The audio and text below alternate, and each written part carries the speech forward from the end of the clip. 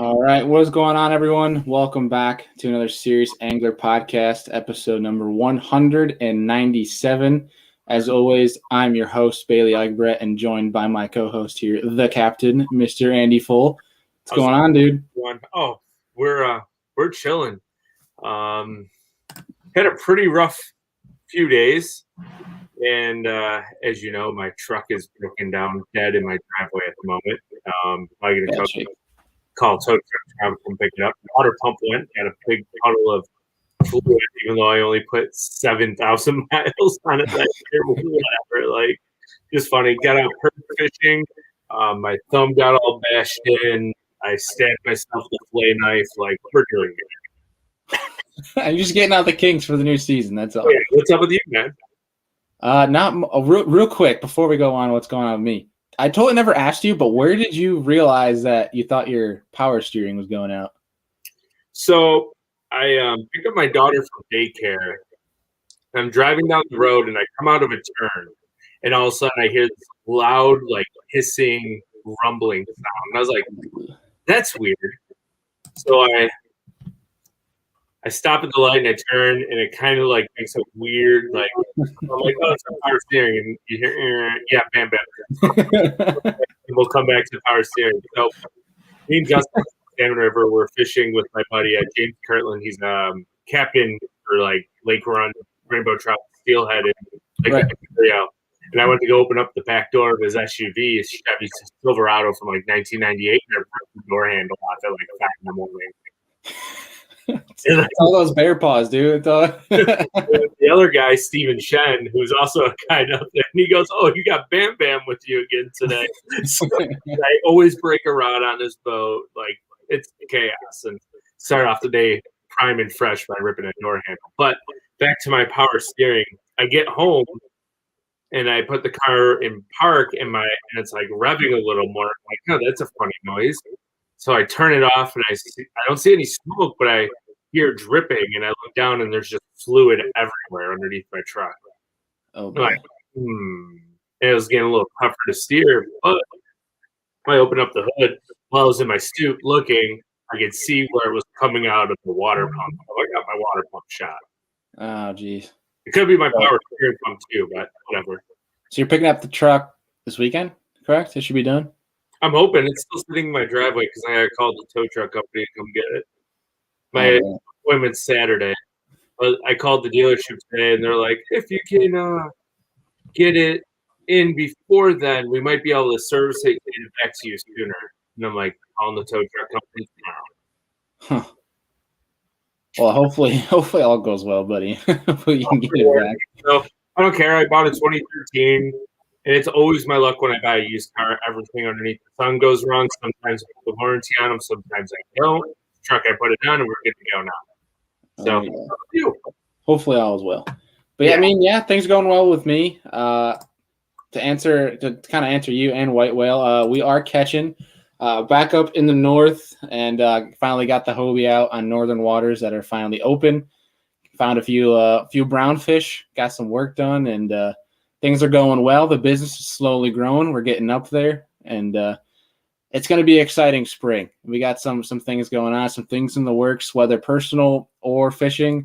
It's going to be an exciting and action-packed spring and summer, so we're pretty looking forward to that. But not too much, just kind of looking forward to more New York waters opening up here and getting after it and beating some fish in the face. Side note, real fast. It's incredible how low all of our lakes are this spring. Oh, yeah, dude. Oh, my gosh. It's insane. Like, you have to pick very, like, strategically where you're going to go, especially for guys with boats. Mm-hmm. I mean, kayaks, obviously, it doesn't matter much at all. But, like, boats can't get into certain ramps because it's so low. It's kind of crazy. But a couple notes for tonight, folks, before we bring on our guest, Mr. Tai Au. We'll be talking about a bunch of different stuff tonight that we are really looking forward to. Like, we're going to talk about Wild West Trail, Smith Lake. We're going to be talking about barometric pressure, a bunch of different things. Make sure you guys get your questions in because, again, as every Monday Night Live, we are giving away 2 bags of Outdoorsman coffee to 2 different winners. Andy and I will both choose two lucky winners. I say lucky, but you guys will be pumping out some good questions for our guest tonight. So we're looking forward to that. But today was day 3 on Pickwick for the elites. So good luck to Chad Pipkins and Bill Lowen as they duel it out. They're tied for first going into day 4 tomorrow.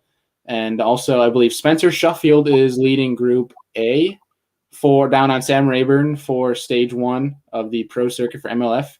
I believe Mark Davis is leading Group B. I remember I saw Dawson Connell caught like a 9-pounders in second after he's keeping that hot streak going after his win of the Red Crest. But some good stuff, some good fishing going on this week. I think I was going to bring up one more thing, but I think without further ado, we should bring on our guest for today. We have him sitting down there for like 6 minutes. Yeah, Mr. Tai Au, what's going on, man? Hey, what's up, guys? Thank you for having me. Welcome. Pleasure. We appreciate you taking the time, dude, because we know you're out west, so it's 8 o'clock here. And obviously, it's dinner time for you, so we appreciate you taking out that valuable time to sit down and talk fishing with us, drop some knowledge. But real quick to the both of you, before we get into Ty, like your history and all that, did you both see that crazy video from Steve Kennedy today on that smallmouth up in the current?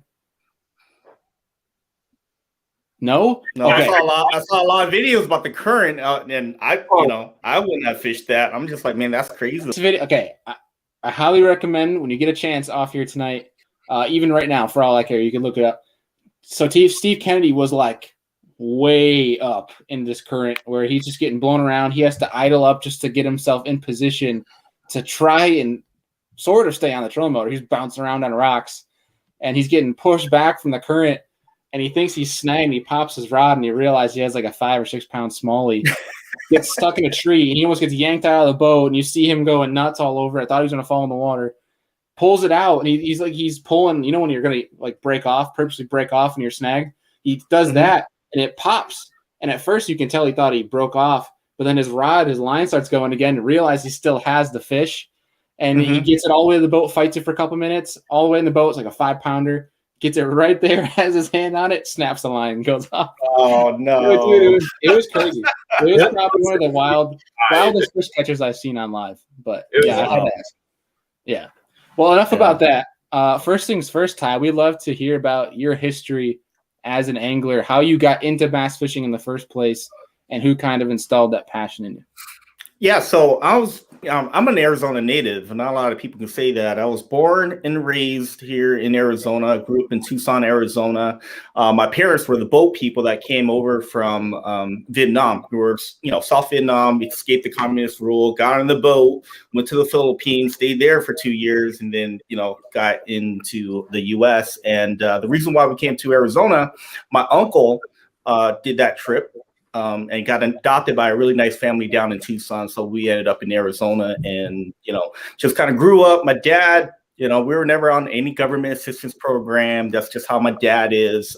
Grew up not very rich, as you can imagine. But my dad, really conservative. Basically, he took us out to go fishing. My brother and I got into fishing, and looking back now, we realized not only that was fun, but my dad was trying to catch his food. So with that being said, we started bluegill fishing, catfish, anything that can swim. And probably around the age of 12, my dad, one of his buddies told my dad about how to catch bass. So we went to a lake called San Carlos. We all got to pick out a bait, and I picked out a crankbait, some sort of crankbait, and we just went out to the middle of the cove, threw it out an anchor, and just cast in the middle of the cove. And it took about 10 minutes for my dad to catch one. Then my brother caught one. I remember being kind of jealous about that. So, I ended up catching one. So we all ended up catching a couple. So that's where it kind of sparked my interest that, you can trick a fish to eating an artificial lure. And then probably about the age of 15 or so, my brother and I were walking through a store and saw a flyer that, there's tournaments that you can enter. So we scrounged up $130, fished it was called it's called the Patagonia Elites now. It's a very small lake, just 30 minutes north of the Mexico border.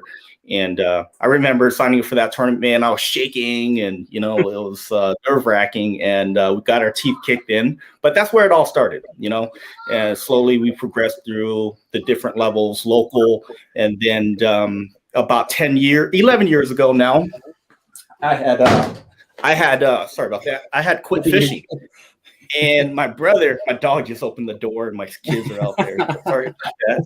So about 11 years ago, man, I quit fishing. I gave it up. I had lost everything, and my brother dragged me out of the house to go fish an event in Northern California Delta.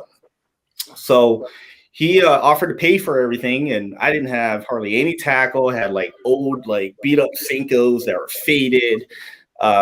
Long story short, I found myself with a 4-pound lead at my very first, was the FLW National Guard event at that time, leading by 4 pounds just to blow it on the final day, because I remember being like train wreck that day, man. I was setting the hook so hard on little tiny Senko fish, just kind of hope, when you set the hook and hope at the same time. But anyway, long story short, came in second. I was devastated. I think after I weighed in, I ran to the bathroom. I was dry heaving, just just sick to my stomach that I lost. But everybody back then that was cheering me on, that high. I had a similar high last week at Smith Lake. Very, very similar to that. Now that I think about it. I just fell back in love with tournament fishing. I knew exactly what I wanted to do. So, since then, just my history. I started, my brother gave me a car to get me back on my feet, started working as hard as I could, just, trying to make as much money as I can. I started doing tournaments again, driving around in a 1997 Honda Accord with my rods laid off across the passenger seat, doing TBF tournaments as a co-angler. It's all I can afford at the time, but it gave me an opportunity to get out, meet people, network, things like that. That year I finished, I couldn't practice or anything either. That was the crazy thing thinking about it. I was sleeping in my car a lot of times. I just did anything I can because I didn't care where I slept, what I ate, as long as I was out there competing. That's where I found my joy, because nothing else mattered. When I was actually out there, the stresses upon life, all the I didn't care. When I'm out there, I'm free, man. So I drove around, did that, finished Angler of the Year. And I couldn't go represent the state team because my son was born. And then, I missed the California Delta, the only year that I ever missed the California Delta, because that's why I always make it a point to go there, because every time I'm there, it brings me back to where I had started. And I think it's really important to look back and reflect, how you got to where you're at. And, being out there, the smell of that place just brings back a lot of bad but good memories, and that's why the Delta is my home lake. I consider my home lake on the West Coast. I've logged in over 100 days fishing there. So I slowly progressed fishing from, after that year, I had saved up $5,500, right? My son's going to be born. And my brother called me and said, "Hey, man, you should buy this boat." I said, "Dude, I'm trying to save for the house." So but knowing my brother, he wouldn't steer me wrong. And I asked him, "Hey, how much is this boat?" He said, "Yeah, man, it's it was a 2006 Ranger, a year left on the warranty, has 2 HDS 10s. It was like a real bass boat." So I asked him how much. Big mistake, because he's like, "Well, dude, the boat's worth like 27 grand. He wants to get rid of it for 15 grand. It was like a deal of a lifetime." And anyway, I picked it up. I called my dad. He loaned me the rest of the money. By the time the boat got here, I had zero money, right? About a month later, I had just got paid. FLW, I believe it was the Rayovac series at that time, came to Lake Roosevelt. I'm like, "Dude, I got a real bass boat. I'm going to go out there. I'm going to go fish." Well, by the time practice was over, I signed up. I remember I caught a catfish and ate it in practice. That's how broke I was. So anyway, I signed up, and I remember looking at my account, and I was like, dude, I got $117 to my name. And I'm like, dude, my son's going to be born in like 4 months. I was like, all right, whatever, man. Time to get it done, right? So the crazy thing about that tournament, fishing was really tough. The water had gone up. It was really, really muddy. And cold, muddy conditions, everybody know that's like really tough to fish. But I was driving on a flat. I was going to turn into a cove.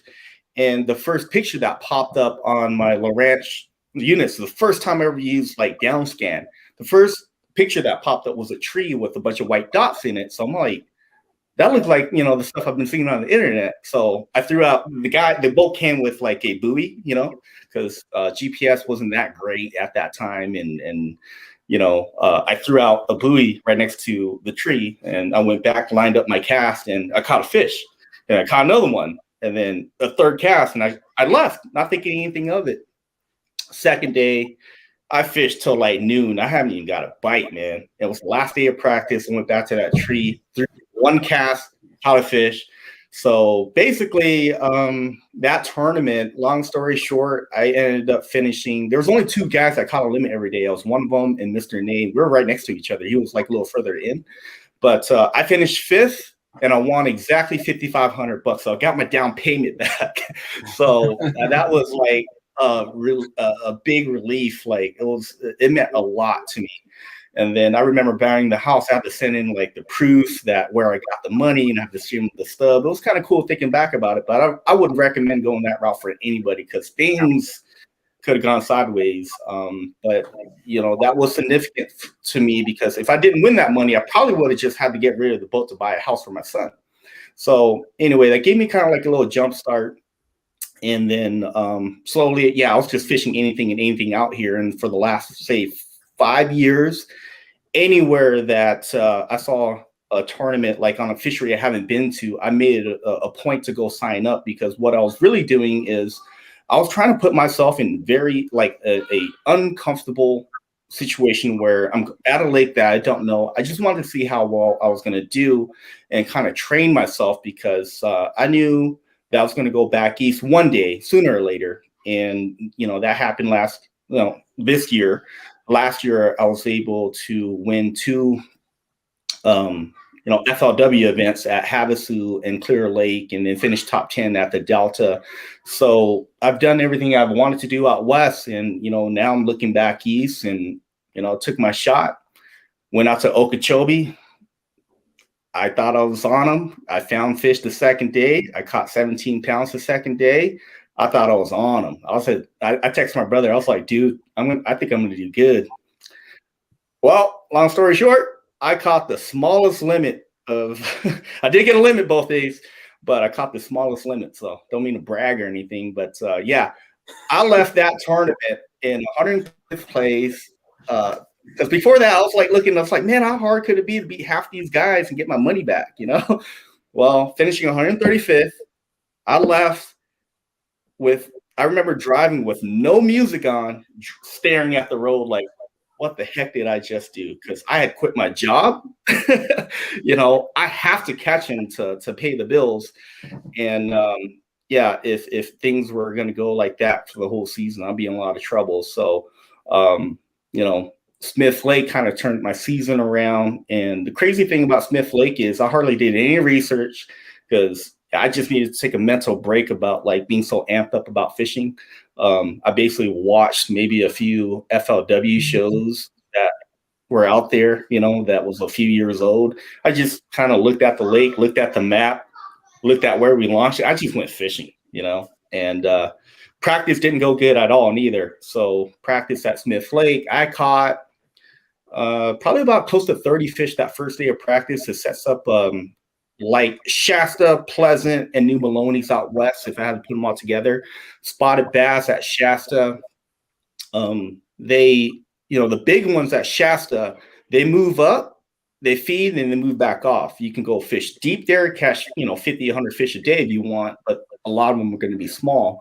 So I'd rather not go that route. I'd rather go fish for the quality. So keeping that in mind, looking at the time of year, we're heading into spring, I guess. Fish should be up shallow. So I just stuck shallow, and the conditions in practice was sunny. We did, there wasn't a lot of wind, so I couldn't get on that reaction bite that good. But, throwing a Yamamoto Nico Rig Senko, I caught tons of fish. And between that and a jig, I was like, man, I caught like 20-something keepers. And then I found out that they didn't get an exception for the 15-inch rule this year. So I went from like, oh, man, never mind. I got 5 keepers. Man, what am I going to do? So Jimmy, Aaron, a couple of my buddies, we were in for a rude awakening when we found out that the limit didn't get changed. So anyway, second day I went out. I had a trim issue, probably about like 6 hours away from where I launched over by the dam. I can only idle now, so I called the Mercury mechanic. He said he was going to take care of it, but I just finished out my day. It is what it is. And as I was idling around, by the time I got close to the ramp, I had caught 1 keeper and 4 fish. I was like, oh, here we go again. Okeechobee number 2. I'm going to get an F again. And when I got to the dam, the wind started picking up, so I picked up a swim bait.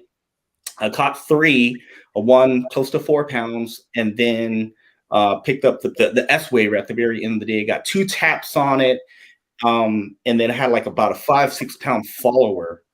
So I knew that there was going to be some big fish in the area, so I decided to go there. And again, I didn't think that they were going to bite the swim bait in practice anyway, so that kind of leads me into our topic, is barometric pressure. So the barometric pressure during practice, was high. The clouds were high and thin. I just knew that they weren't going to eat the swim bait. I was just trying to get them to follow it, and they wouldn't even follow it. But yeah, so I wasn't expecting them to eat it in practice anyway. So when I threw it, because I knew that the barometric pressure was high, knowing that they're not going to eat it, it didn't it didn't make me feel unconfident about throwing it yet. So come game day, launching in the morning, I looked up, the clouds were low, we had an overcast, those fish are going to be roaming, and they're going to be probably eating the swim bait today. So that day we had the most wind. So I basically pulled out the S-Waver, and I had it on the deck, and I knew I was going to be throwing a little bit more, and I knew my chances of getting bit on that were actually going to be pretty good. So, first thing in the morning, I stopped by a couple of my primary spots where I caught some nice one on the way up to the dam. I ended up catching 1 keeper, and when I got to the dam area, I caught 2 more on a small kayak. And then I went over to a point where I saw that 5-pounder, and man, I don't know if it was that fish, but I made that same cast. One thumped it and I missed it. So if you guys watch my video, that's the fish I was talking about. I was like, man, I needed that fish. I don't have a limit yet. I went over to my next spot. First cast on the waiver, bam, I catch a 2-something, a nice keeper, like an 18, 19-inch keeper. And then I caught one that probably went a little over, maybe about, a little over 3 pounds, 3.5 pounds. Yeah, I actually remember weighing them, 3.5 pounds. So I caught that one like on the same spot within 5 minutes of each other. So I have a limit. So now I actually have a pretty good limit, about 12 pounds. So I decided to throw it all day long, and I caught, I think, 9 more. And yeah, that was an epic day, man. A lot of the catches didn't even make it on video. I think the video might have been too long. So they just, so with about 2 hours after I went to practice, I found that other area, and I caught 2 more good ones out of there. So I got 2 pretty big areas now. So I just basically ended up fishing those 2 areas, throwing an S-Waver about 90% of the time. The second day, I caught all my fish on the S-Waver. I caught like, I think, 7. The third day, I caught exactly 5 keepers on it, one on a 3.8 Kitech.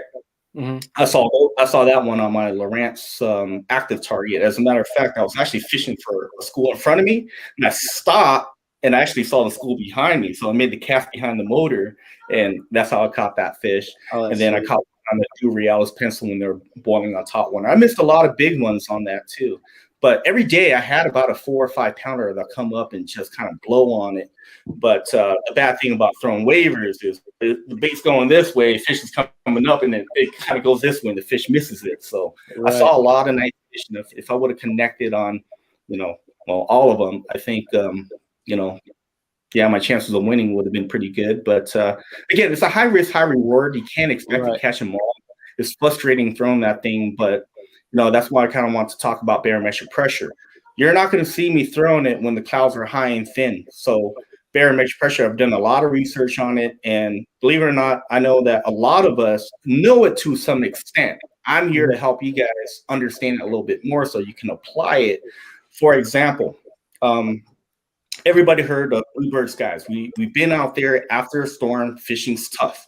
Okay, that's because when the storm came in, the barometric pressure went down, and then post front is when that system pushes through. Barometric pressure goes up. If you see any clouds, they're usually high and thin. It's usually calm. On those days, I rather sit home and pick lint out of my carpet. As a matter of fact, I have. I've had a free weekend before, and I looked and I was like, oh, barometric pressure is high. I stay in. I'd rather just not go fishing on that day if I'm going to go out there fun fishing, because I'm not going to be catching. It's going to be a grind. And on those days, you got to fish deep, and I'll touch base on as to why you should do that. So, if you look at the water column, barometric pressure, shallow fish are going to be affected by that the most. If you go down 32 feet, we'll round it down to 30, but 32 feet is 1 ATM, 1 atmospheric pressure change. So exactly 32 feet, the pressure is going to double.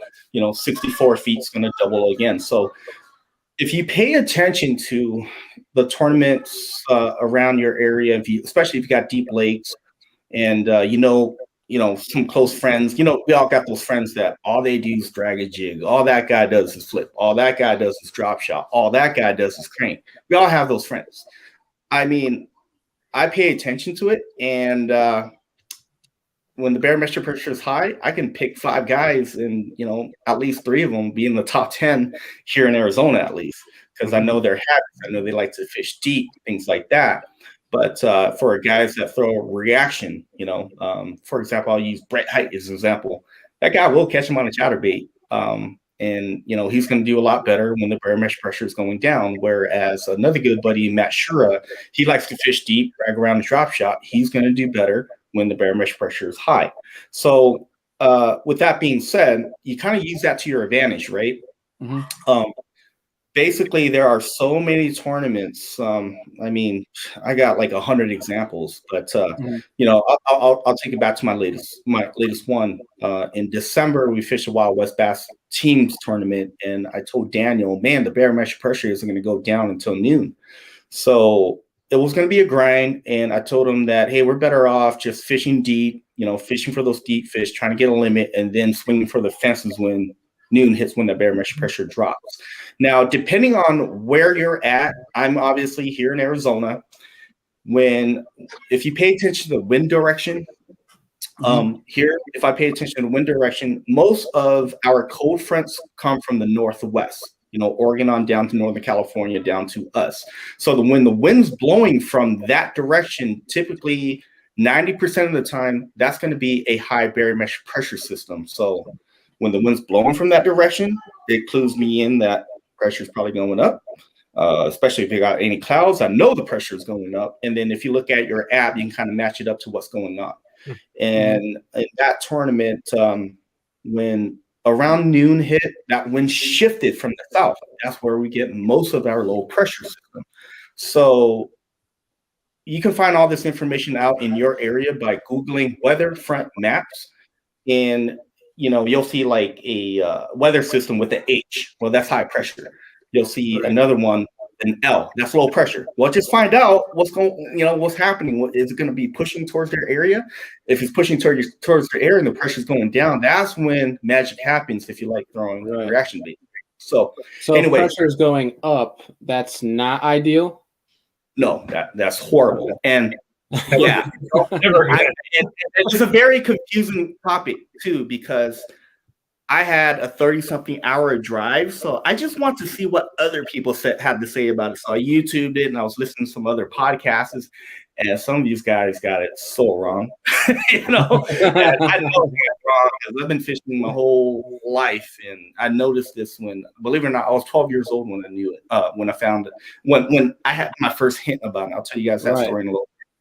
But anyway, in that tournament, the winds shifted from the south. I saw the low overhang. I call them cotton clouds. They look like cotton balls. Started to push in. The wind started to pick up. I turned out to my partner, around to my partner Daniel. I'm like, dude, they're gonna start munching. And not even, I want to say, not even 10 minutes after I said that, I caught a 5.5 pounder in the 3, and we had a little flurry. And that flurry right there is what won the tournament for us. So dating back, I mean, to 4 wins that I had last year, Havasu, the Delta, Alamo, every single one except for Clear Lake had to do with barometric pressure. The top 10 at Smith Lake, that was all barometric pressure. You know, I recognize that the barometric pressure went from high to low, and now they're gonna want to eat. And you know, that final day, although the barometric pressure was somewhat low when you had those low overhanging clouds, well, I knew that, well, looking at like how high they were, I knew that, you know, somewhat of a post front was starting to go up. Even that right there, conditions aren't ideal to throw a big swim baits. But, you know, right. I know the thought process. I wanted to win that tournament. The only way I was going to win is to throw a big bait. I didn't want to, you know, I wasn't fishing for second place. I didn't care about second, third, or whatever. You know, I'm in the top 10. The worst I can finish is 10th.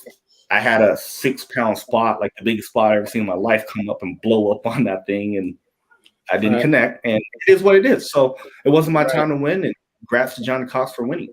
But real quick, we have a question up here asking about numbers for pressure numbers and what's a high and a low pressure number. Is there like I don't care. Yeah, take that information, throw it out the window. You don't need to know about that. Okay. That would drive you crazy. The reason being why is barometric pressure is relative to elevation.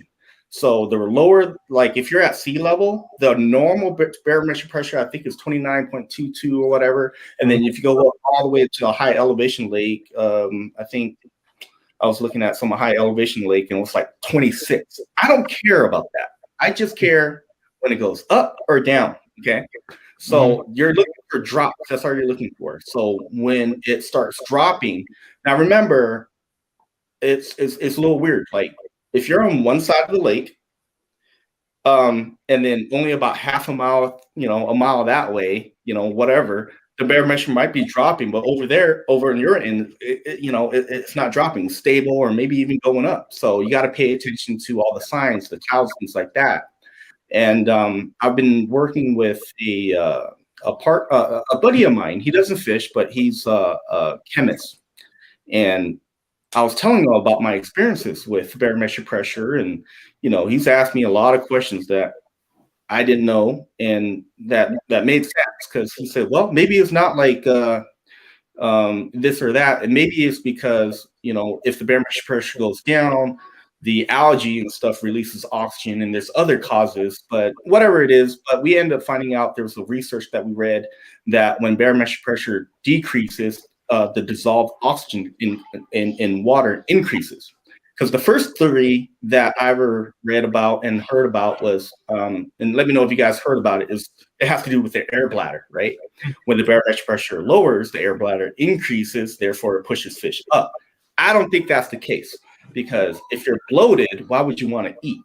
Right. And fish that are up shallow, that are already shallow. I've seen this before. This is bad fishing time, so I'm going to give you guys interesting thing to think about here, and that I personally experienced myself. I'll go out there and I'll find a bed fish that I need to catch during the tournament. I go out there, the barometric pressure is going up. That fish is already shallow, so it takes out the factor of that fish going up or fish moving up. He's already there, but he's very inactive. He doesn't want to bite anything. He's not aggressive. He just wants nothing to do with any of the baits. And then I come back when the barometric pressure is lowering. I come back, and all of a sudden, he's a different fish. He's aggressive. He's willing to bite. He's locked on. He's aggressive. So that kind of made me think that, well, I don't think it has anything to do with the air bladder. I think there's something else. And I think that something else has to do with dissolved oxygen in water. So I'm always like researching, thinking about more things, but my chemist buddy did tell me that The dissolved oxygen in water does increase when the barometric pressure lowers. So that answers that. When there's more oxygen in water, the more the fish are going to be more active, right? So another thing I was watching that kind of proves his theory that I was watching, I just saw this like 4 days ago. You guys ever watch like, I'm always like lost on the internet watching videos and stuff. And I've been watching like this guy who was making like something with epoxy, right? So he mixed up the epoxy, poured it in some wood, he put it in a vacuum chamber, vacuums it out, and all the bubbles rise up to the very top. I'm like, well, when the barometric pressure lowers, maybe the oxygen molecules rises up, and therefore the fish shallow are more active. That could be it. Now, I'm not a scientist, but I do pay attention to those little details, and I can tell you with 100% certainty there's something there. I don't know exactly what it is. These are just theories, but needless to say, yeah, since I paid attention to it in the last 7 years, it's changed my it changed like the game for me. It changed tournament for me. It made me a lot more consistent because it helps me fish slow and I know when to fish fast, you know, so I'm not out there wasting a bunch of time throwing a spinner bait, wondering why they're not eating it. Well, I'm throwing a spinner bait and I'm like, I don't think they're going to eat it. And I'm usually right. So I wait till other signs like barometric pressure. And I can tell you with like wind, we all heard about, oh, wind is your friend. When you throw wind, when it's windy, pick up a spinnerbait or whatever, right? Go to the best bank. But we've all experienced that. Well, when it's windy, you go there to your best bank and you don't catch anything. Well, the wind is only your friend if that system's low barometric pressure system moving in. So I've seen that before, and that happened just last summer. You know, last summer we were fishing the championship. My partner Daniel Elias and I. What was interesting about that tournament that I'm going to recall here, and I'm telling you guys a story about that one, which will blow you away. We were catching on A-rigs, G-Funk rigs. They make a really good a bait or a rig. Basically, it's an umbrella rig, just a finesse style. Because here in the desert, the waters out here are pretty clear, so you have to, you have to be. What are the hook regulations in Arizona? It's only 2 here. It's only 2. I'm assuming your bottom 2 then? Yeah, the bottom 2 is longer. The middle ones is medium, and the top ones are short. Okay, so they have to eat the bottom ones, and they rarely eat the teasers. It has 90% of the time when you get a bit, it's going to be in the bottom. You're going to hook up. So anyway, that day I was looking at the barometric pressure. It was lowering, but there was no wind. We went to the bank. Daniel actually found that bank. We had a field day on that bank. And again, glass calm conditions, thrown in A-rig, relatively clear water. And when they ate that A-rig, you couldn't see the jig head. Okay. So we did pretty well. I think we were like up there somewhere. I can't remember where we finished. But second day we went out. Well, the wind's beating up on that bank. It looked good, man. But before cruising up there, I said, man, the clouds are high and thin. The app said the barometric pressure is going up. I don't think they're going to eat it. Okay. So we got there. We still had to go find out. Right when we got there, get a little tap. Nothing. And then we get another little tap. I set the hook. I caught one, but it was a small one and was barely hooked. Fish for another 30 yards, tapped it again. And then I look at my buddy Daniel. I'm like, dude, the barometric pressure is going up. I don't think this is not the deal. So I said, we're better off fishing slow. Let's go hide in a pocket somewhere and throw Cincos. So we did that. We caught like one that went a little over 3 pounds and finished in the top 10. That made all the difference in the world, catching that one extra fish.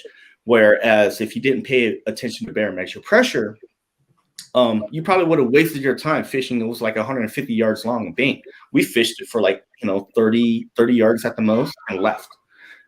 So with that being said, that's the power of the barometric pressure and looking at it. When I'm fishing and I understand that the barometric pressure is going up to noon and I don't have a good bag, I don't panic because I wasn't expecting the bite to be good anyway. I was expecting for an afternoon bite. And if you pay attention close enough, you'll notice that during certain times of the year, the barometric pressure typically drops at a certain time, and usually that's going to be in the afternoon. So I associate that, a lot of guys associate that with, oh, just an afternoon bite. Well, I associate it with barometric pressure. So I think that by far is the most important thing you can pay attention to, barometric pressure by far.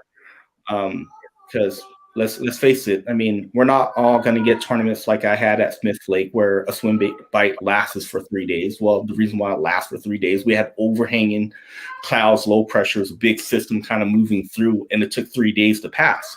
Mm-hmm. Usually a swim bait like that only lasts for a day for me. That's it. So I was real thankful it lasted for 3 days, but that's why, I wasn't even mad about not catching them on the final day. I was thankful I caught them the first 3 to make the top 10 cut, man. Right. Yeah. So Backlash Pro, talk about the S-Waver real quick. He asked you what color it was, and do you have a confidence color? Just something shad pattern, just honestly, I don't. When you're throwing bigger baits, you'll notice that, if you get the major colors right, I'm going to say green pumpkin is one of the major colors, imitates a bluegill. A shad pattern imitates some sort of bait fish, and then sometimes there's off the wall colors like pink, black, whatever. So just get in the ballpark, you'll be fine. But I do have confidence as far as how clear the water is. And this goes along with every bait that I throw. Here in Arizona, when I went out to Smith Lake and they said, oh, we're fishing a clear fishery, I got out there and I went to the dam where the clearest water was. I was like, you guys call this clear? We call this stain back home, if I go to Mojave, I can legit see down 28, 30 feet and see a boulder down there. That's how clear it is out here. Mm-hmm. I can see a fish 40 yards away swimming. I can't do that here back east. So with that being said, I mean, you guys are up north. I guess some of those fisheries are pretty clear up there. So you guys know what clear water is. But anyway, rule of thumb, clear water, I like to throw some sort of a translucent color. Okay.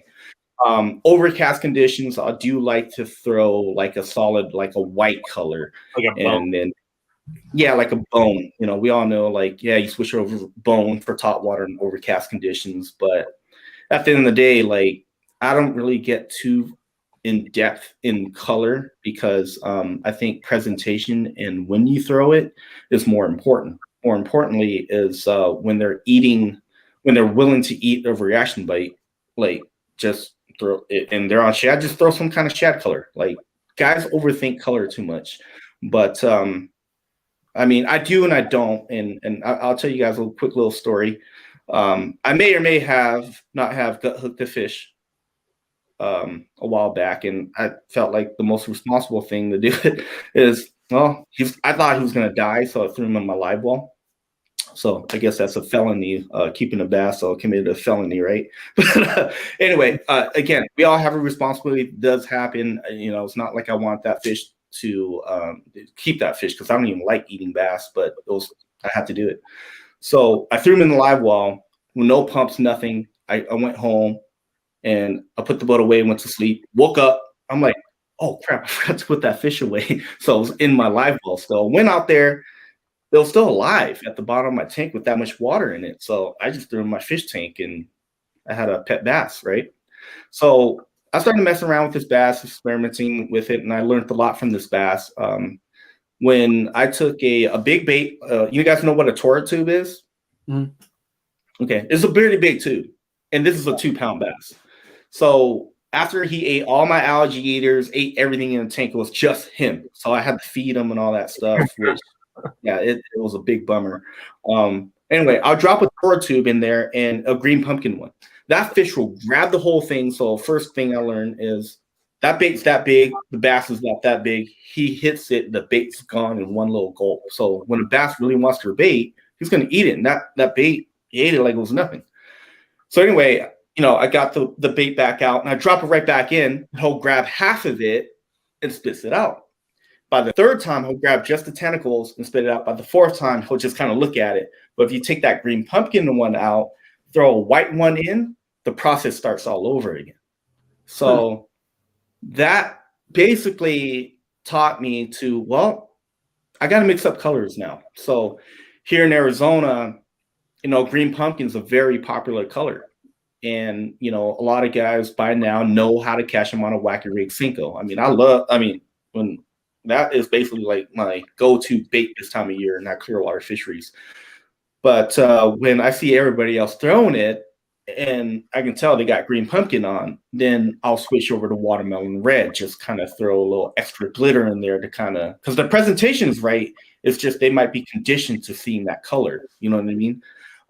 That's why, like at the Delta about 5 years ago, I got third in that tournament.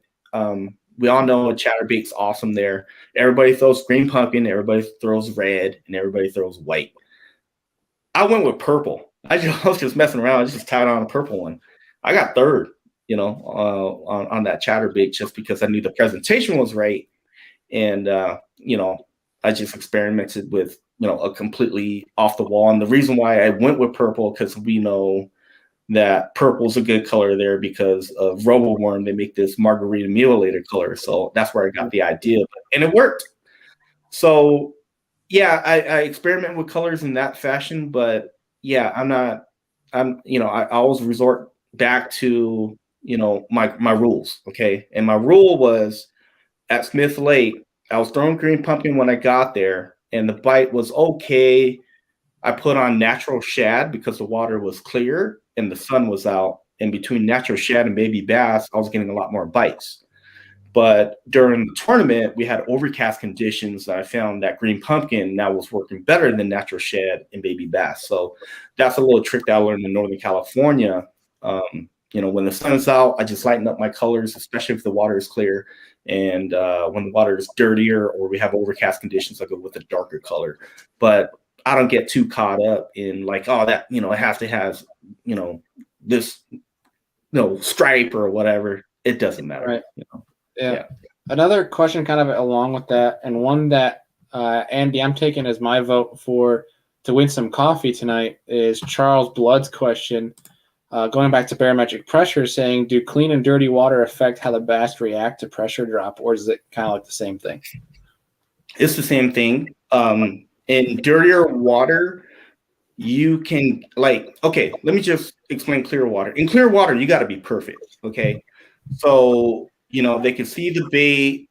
Bass detect lures by a few different ways, right? They see the bait, and they also have lateral lines that help them detect vibration, and then that will help them hone in on prey. That's why when you flip, the bass don't, they don't have eyes in the back of the head, but when you flip, sometimes they just turn around and eat it because they feel the vibration through their lateral lines. It's actually very sensitive. And in dirty water, usually you're going to fish shallow anyway. Okay. Because the fish kind of want to move up. Especially at a river system, they're going to move up. They're going to be right up on the bank. And I think that there's other factors that you might want to consider too. So, one of the things here in Arizona, when the water goes up, they actually move up with the water. There's a good percentage of fish that actually do that. So you want to fish super shallow out here. Back east, I don't have too much experience back there, but a bass is a bass. So I think they're going to be doing the same thing. Dirtier water usually comes from runoff coming in. Usually when there's runoff, the water's going up. So, you got to fish shallow. And in shallow water, I think that you have a better chance at getting a reaction bite when the barometric pressure is going up, because they kind of have to eat, especially if that bass is hungry enough, they're going to eat. But with that being said, no, I don't, I think it's the same way. I don't think barometric pressure is going to affect them, if the water is clean or dirty. It's just how your approach is in that particular fishery. Right.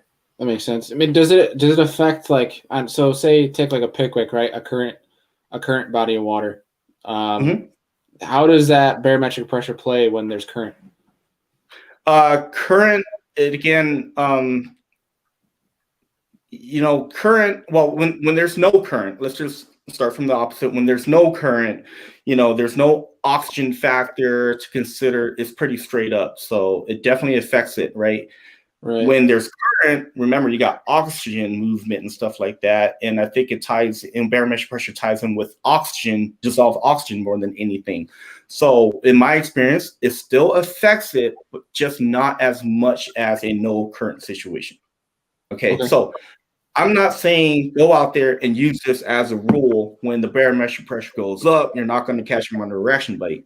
I'm just telling you, when the barometric pressure goes up, they're not going to bite 90% of the time. There's always that 10% you found, a really active area. There was other factors affecting it. You might have maybe stripers pushing shad in, and the bass are using that as an opportunity. You were just there at the right place, right time. I mean, there's so many other factors to consider. So instead of going down the bank and throwing ration bait and just going on a high pressure day, I will go down. I'll throw a couple casts at a high percentage target, and I'll put it right back down. Okay. And sometimes I get lucky. Sometimes I do. So, use that. Basically, use that as a rule, as a guideline, not, an official rule. And when the barometric pressure is up, you should not be doing whatever it is that you're doing, because remember, there's other factors. Like, I was kind of intrigued by the fact that guys back east, when I was fishing Smith Lake, they were so surprised I was throwing a swim bait, and they called it a big swim bait. A S-waver is actually a tiny swim bait to us out here. And when they wrote giant, I'm like, man, I hope the guys over at Swim Bait Universe don't see that. It's not challenging. And when you throw 9, 10-inch swim baits, like the depth 250, anything big really, you'll notice that it has a lot of drawing power, big fish. And, because it draws them up, sometimes they just get aggressive enough to tap it, and sometimes they hook them. They're not actually eating the bait, they're attacking the bait. So I want to say half my fish over at Smith Lake, they're, spotted bass are aggressive by nature. So they're going up and they're just grabbing it. And I saw it with my own eyes. I mean, they'll go up there and mouth it and let go, bite the tail and let go. Just trying to get it out of its territory or whatever, or just curious. But again, half the fish, I don't even think they were trying to eat it. The other half, when they did want to eat it, that was kind of fun, because I took the rod right out of the hand. Yeah. To follow up on that question, Charles Blood has another one saying, does rising and falling water have a play in pressure on how those fish set up in the water column? And I know you kind of touched upon it with those shallow water fish, where if it's I believe you said pressure falling, that's why those shallow water fish get more aggressive? Yeah. So when the pressure is lowering, again, I'm going to go with that theory that the dissolved oxygen in the water increases, making the fish more active. Okay. So again, we're just talking about stable water, because that is the outside element that we're trying to get rid of, right? So stable water, pressure going up, down, fish get active, the shallower fish. And when I say shallow fish, I'm talking about fish, 10, 12 feet or less. To me, that's shallow. When I was in Florida, you know how mind blown I was when guys are like, hey, I'm catching them out deep. How deep? 4 feet. I'm like, what? that was a little shocking. But to answer his question, well, it's going to affect them the same way. The fish that live up shallow, they're going to be more apt to bite. But remember, when the level drops, those fish have a tendency to pull out in front of where the water's going to be dropping. So if you found them in the back of a pocket, and it's a relatively shallow pocket, when that water starts to drop, they will sense that, and they'll pull out to the next deepest area and kind of pull out in front of the water. So fishing the California Delta a lot, you'll notice how fast those fish will start to move out. You actually have to be in front of the fish. For example, when the water goes up at the Delta, man, they're right on the bank. I mean, I'll have to lighten up on my chatterbait, go down to a 3/8 if I'm throwing half an ounce, basically fish the inside. And I mean, they're in inches, they'll bite a lure as soon as it hits the water, as long as you make your cast right on the bank. Whereas if the water is dropping down, you're not going to get those bites anymore. Where you throw on the bank, they're not going to come up and eat it. They're actually pulling out to the middle of the grass. And when the water drops to where the middle of the grass gets a little shallow, they'll pull out on the outside edge before it even pulls out. Now apply that theory to lakes. I apply it to lakes when the water is dropping, and our waters here in Arizona, I mean, it goes up and down a lot. Okay, Arizona, we don't have a lot of water like you guys do back east and up north. Yeah, it's water's precious out here. So when the water drops out here, man, I'm already like, I don't even go back in any of those pockets anymore. I'm going to be fishing. The first back is those secondary points. And, when the water is dropping too much and, they're scattered and they're like all over the place, man, I would just fish bluff walls because they're going to be anywhere from me to the bluff wall. And that's it, So that's another strategy too. If the water's dropping in your area too much, go fish bluff walls. They're somewhere between you and the wall. If you're fishing, if you're like 40 feet off, that's it. Usually they're right on the wall, sitting on a shelf or something. Right. So that was what I was going to ask you too. Is like with that S waiver, how were you targeting those fish? Like, were you setting up right on the bank and casting parallel? How were you targeting those spotted bass? So Smith Lake, it was actually a very unique situation. Those spotted bass, and thanks to my Lowrance active target, okay. I saw how they were set up. You can go throw a dart at the map, drive out to that spot, pan around, you'll see them. And it could be 120 feet, 180 feet, or 30 feet. They were suspending 5 to 10 feet offshore. And those fish, they're kind of inactive fish. They were very hard to catch for me. And, it reminded me a lot like Lake Shasta. When they pull off, they don't want to eat anything. And there's only select lures that you can throw out there. And you know how, like, when I caught that Cinco fish, I threw a wacky rig Cinco in 90 feet of water and I caught that fish, which kind of blew me away. I never do that. So with that being said, keep that in mind. I'm going to tell you typically how I approach it, okay, especially in clear water, okay. You'll see me right up on the bank, okay, and I will cast out 45 degrees out deep, okay. So I'm trying to get it past the fish. Uphill then? Yeah, I'm bringing it uphill. It causes like a funnel effect, okay, and I'll explain to you why you get the same funnel effect is why you get bit next to the boat so many times. So when you throw this lure all the way out there, you get it past the fish where you think they're setting up. You creep it up to them, they see it, and they're swimming it up shallow. So there's less and less and less water as you go shallower, and then they usually will have to eat it because they got no other choice. It's the strike zone is getting smaller and smaller, whether they're going to eat it or not. If you look at that video, I actually had like 3 bites where I'm reeling it up. I don't give up right next to the boat because that's another high percentage. Your boat's acting like a wall almost, something for them to pin that bait against. Yep. So I reel it all the way to the rod tip a lot of times, especially if I think I'm in a good area. And I mean, it was cool. I mean, if you guys saw how, like, I caught like a 3.5. That fish ate. I reeled twice, swung them in the boat. Okay, and that's the reason why I like to park my boat up shallow. Kind of like if you I guess the best way I can explain it is like the sky is clear. There's nothing in the sky, and you see a blimp up there. You're gonna look up, dude. There's a blimp. I kind of picture fish like in that mid depth. Looking at your boat, like, dude, look at that boat, right? So that's why I try to hide my boat in shallow water. So I use that as cover. That's all I'm able to think about now is, dude, there's a blimp. That's all I'm able to think about now. Yeah, so I know it's a crazy way to explain it. And then another way that I do try to make my cast, I cast super shallow. I'm trying to hide the bait splash from my bait because throwing big baits, when you throw right on top of them, they're like, oh, what is that? And their alarm is going off. They feel a threat already. So I try to cast right up shallow, throw it past the fish, and sneak it out to them. And that's one of the things that I do. Kind of like how when you're frogging, if you're frogging shallow, you throw on the bank and drag it off the bank into the water. Yeah. A lot of guys do that. Kind of similar to that. Okay. Yeah, I do that when the water's going up here in Arizona. And I've seen it where, like last year we got second. We had a mega bag the second day. And, going down the bank, I saw about 5 big ones but 3 of them were facing the bank. Usually that happens when the water's even inching up here in Arizona. So that explains like some of our night times when you throw a buzz bait or a Senko, you got to throw it right on the bank and seek it out to them. And then, it's weird. It's almost like they want that bait shallow, and that's the reason why the water might be going up. Right.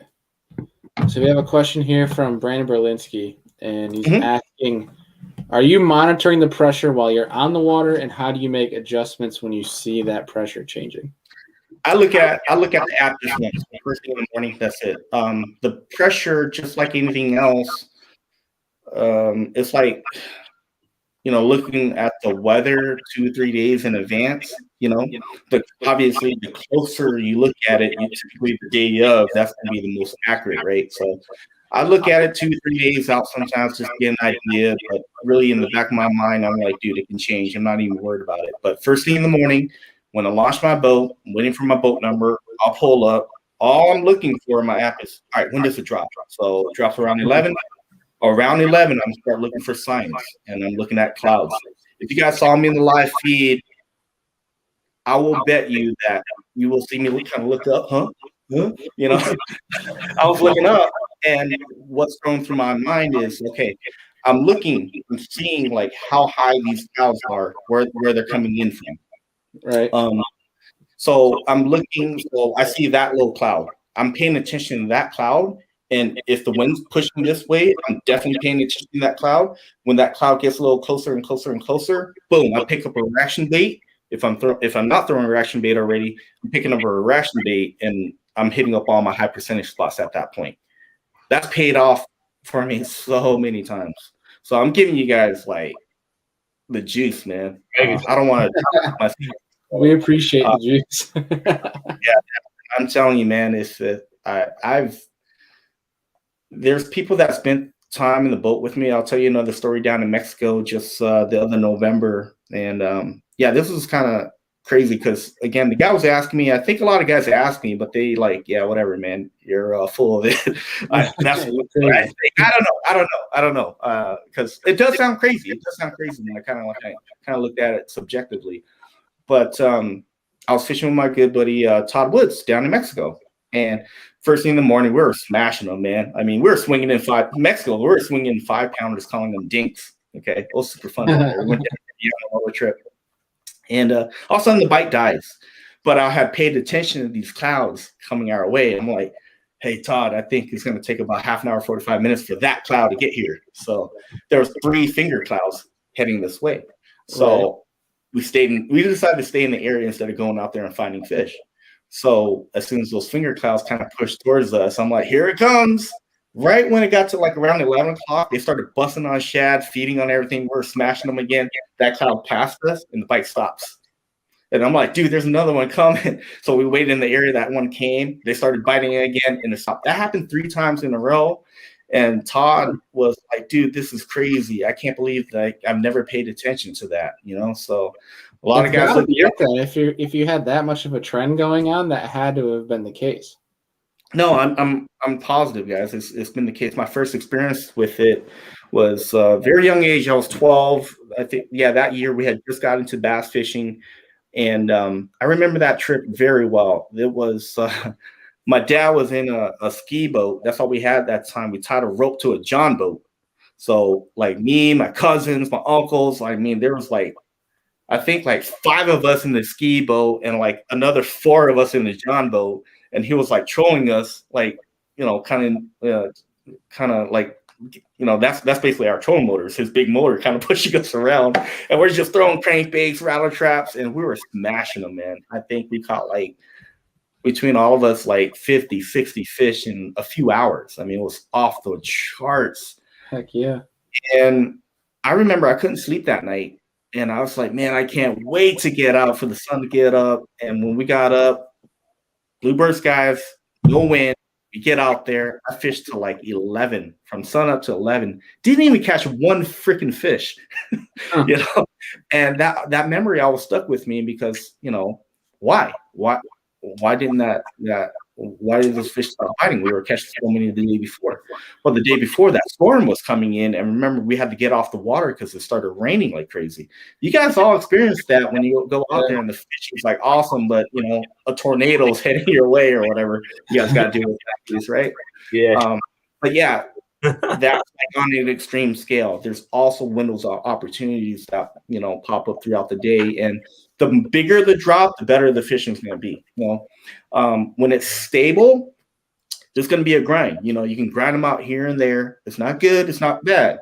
When it's going up, yeah, that's when I'm like, man, I hate fishing deep, but I will pull out deep if I have deep fish going. And those fish are less affected by barometric pressure. So, pay attention to the guys that that fish deep.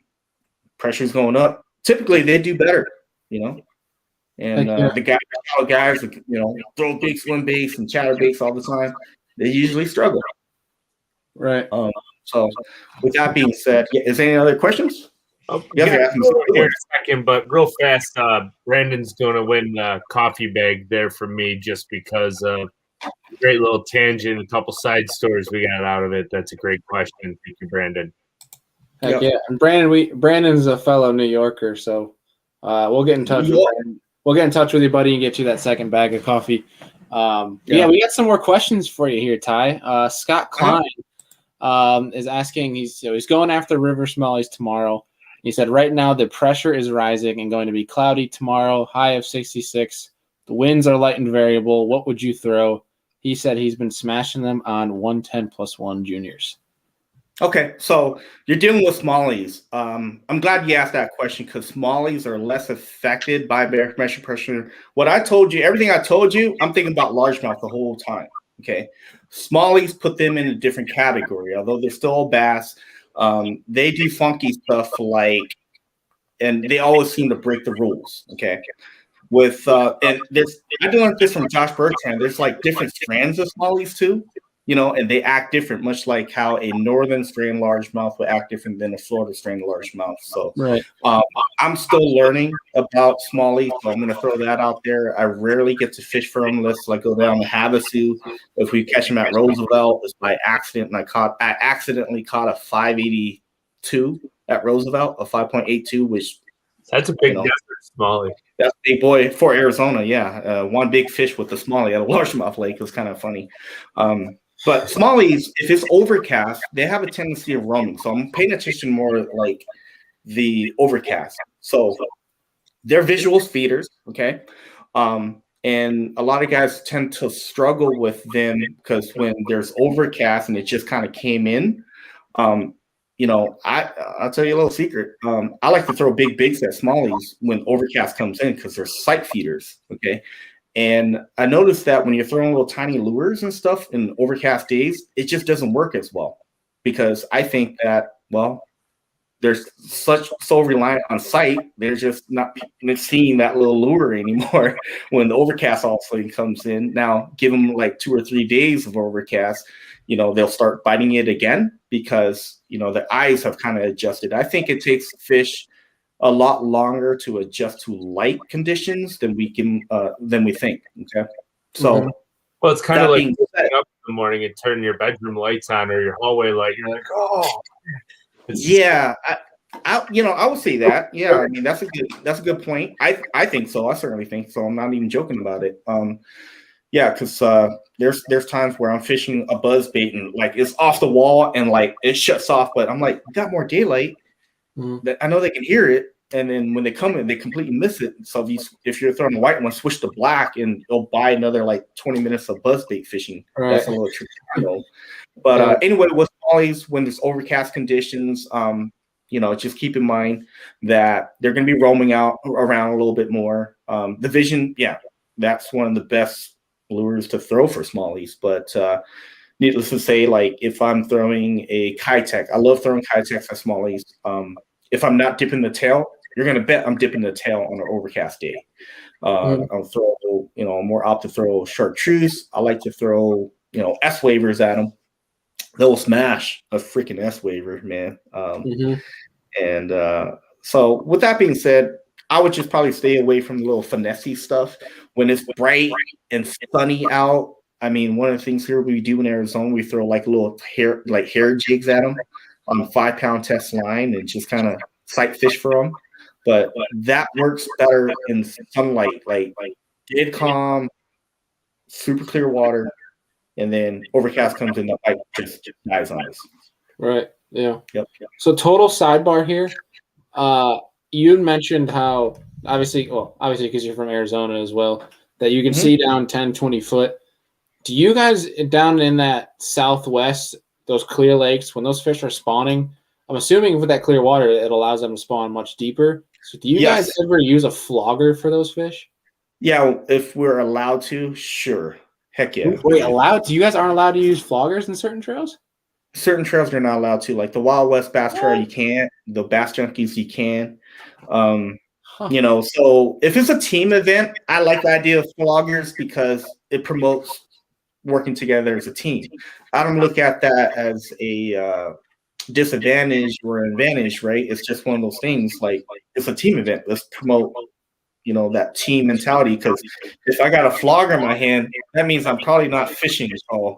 You know, you got to make the right call. So, you know, like there's rules. It is what it is. I mean, I can do either or you know, for it or without. It's not a big deal. Whatever the rules are. I'm just curious why trails won't allow it. Maybe if it's like a safety thing, just guys not paying attention or something. I don't. Yeah. Well, a lot of these rules are made because, you know, there's a Karen in our society, right? That they don't want to, like, I'm sorry. I love that. I'll say it. Let's go there. Like, That's amazing. There's a, you know, trails that ban it out here, but I can guarantee you, like, it's a guy that doesn't want to go learn about it. Because if you learn about it, you'll know it's a situational bait. Air mesh pressure is a big deal. Time of year, as we learned, is a huge deal. It's like local trails saying that they're super competitive, but won't let local pros come and join their trail. Yeah, don't get me started with that, man. Do not get me started on that road. Man, you know, I you know, it's nothing more frustrating being a fisherman. And up until this year, I work, man. I don't practice for local tournaments. I can't. Friday is my busiest day. Just because I have a gambling problem and pay a big entry fee doesn't mean that I can fish another circuit because I don't. That, you know, when I have time, like you're gonna stop a fisherman from fishing. You know, like I spend a lot less time on the water than a lot of these guys do. It's not by choice, you know. It's just because I have a family, I got to work. You know, that's what pays the bills. And man, yeah, I mean, I can tell you in the last 7-8 years, I could probably count on both hands. I've done a lot of tournaments locally, but I rarely practice. You just can fit. And but because work kind of got in the way, it used to bother me. To be honest with you guys, it used to bother me. Like, I'm like, man, if I knew where to catch another 2.5 pounder, I'll win. But it's a blessing in disguise because it forced me to kind of go out there and fish the conditions. I don't have any preconceived things, notions, bites, whatever from the day before. A lot of guys get caught up in that. Kind of like at Smith Lake. I know some of my buddies that caught them under docks in practice. Well, in practice, we had sunny conditions, and they got under the dock for shade. Well, when there's overcast, those fish, a large percentage of them, now they're roaming.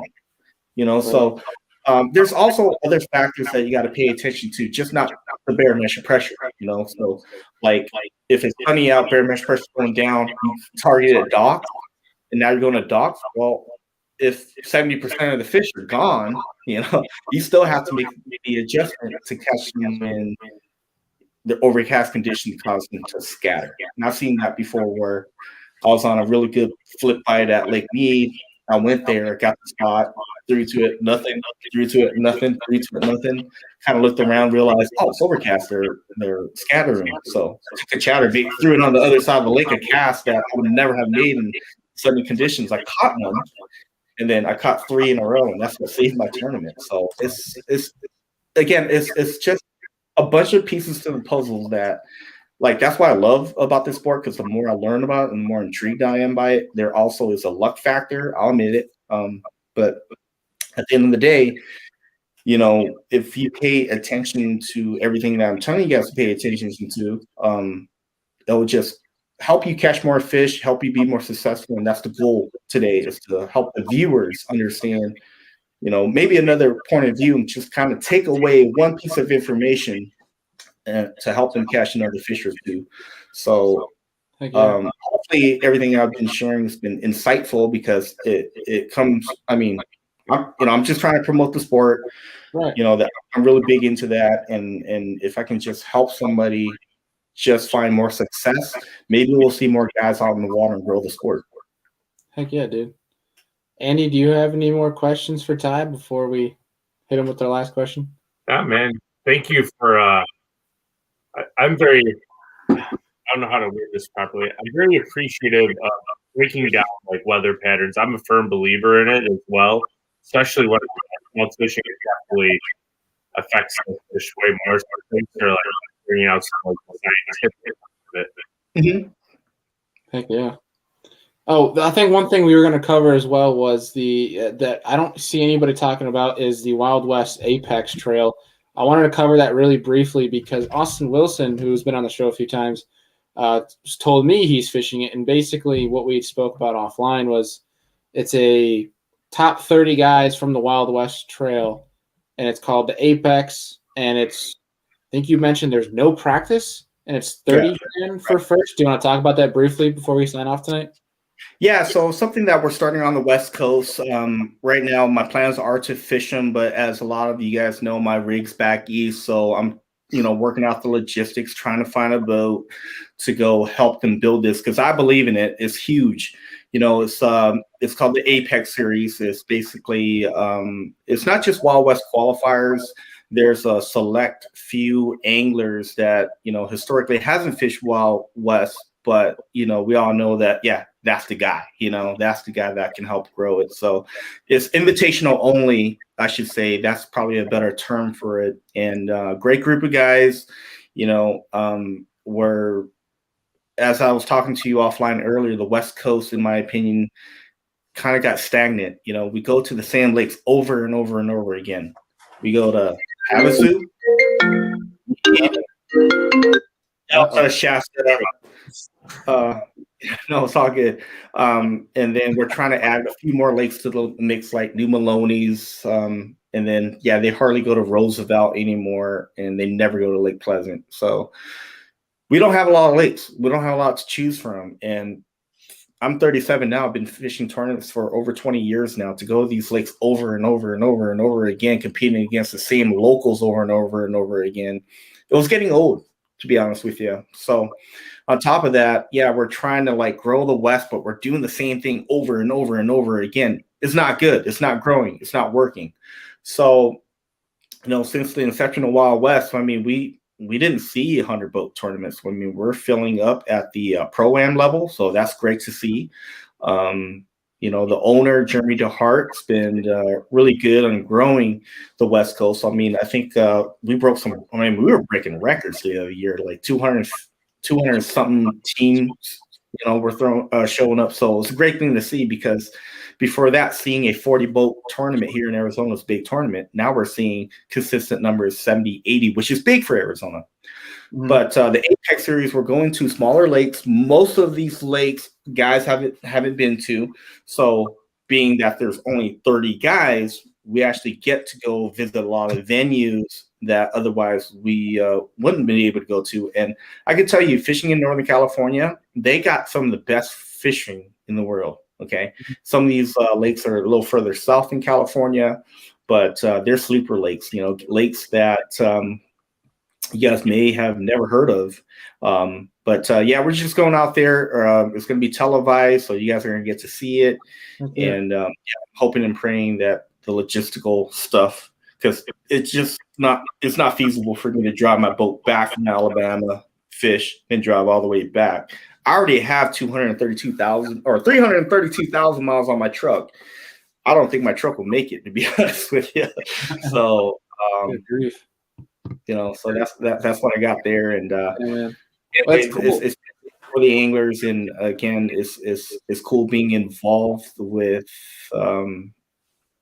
just the group and trying to grow the West Coast fishing. So I'm excited for them.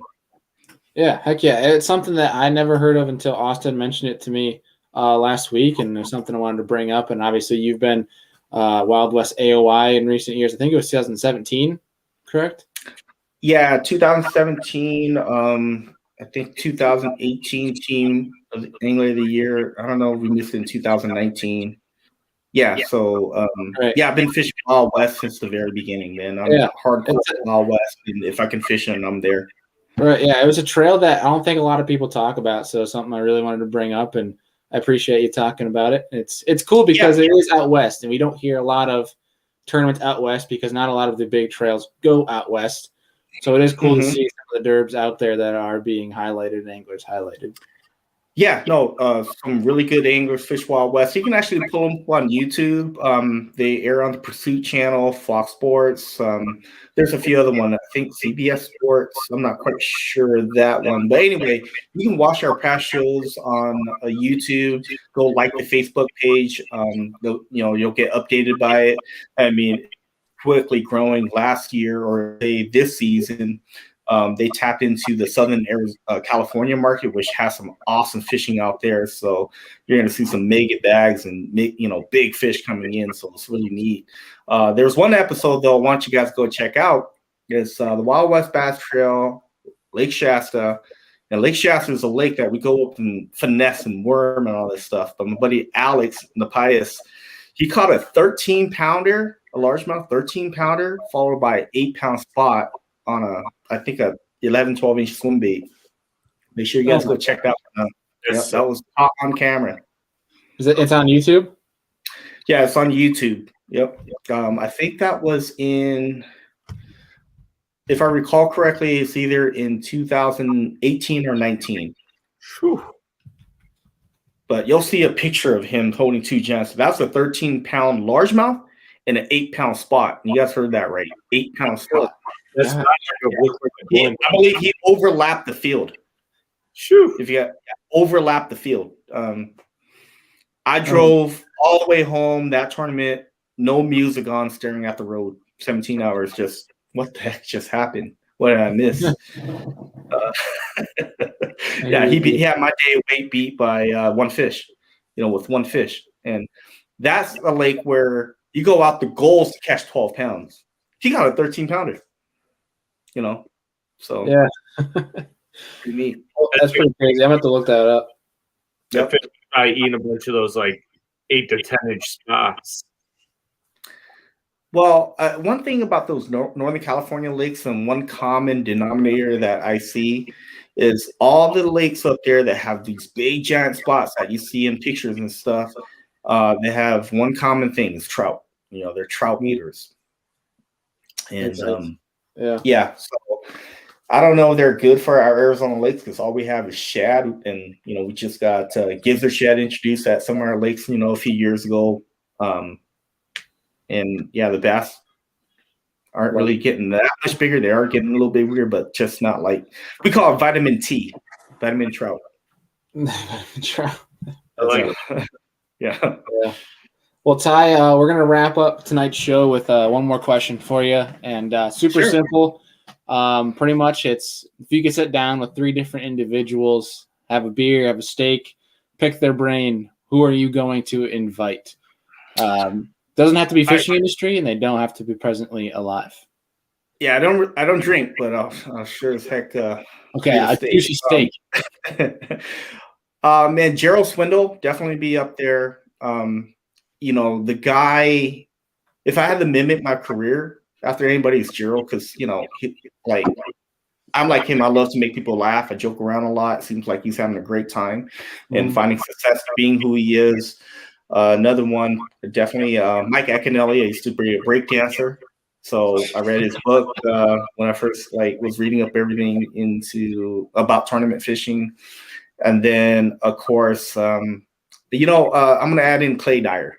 Clay Dyer, I don't know if you guys know that guy, but man, that guy is truly my fishing hero. And I should probably name him first. I remember when I lost everything, and as I was driving up to the California Delta, my brother hands me the phone and says, "Hey man, check out this guy. He's a guy with no arms and no legs out there getting after it. Me, I still got all my limbs. Yeah, sure, I lost everything, and I was feeling sorry for myself. That video, check him out, Clay Dyer, the most inspirational fisherman, like YouTube it.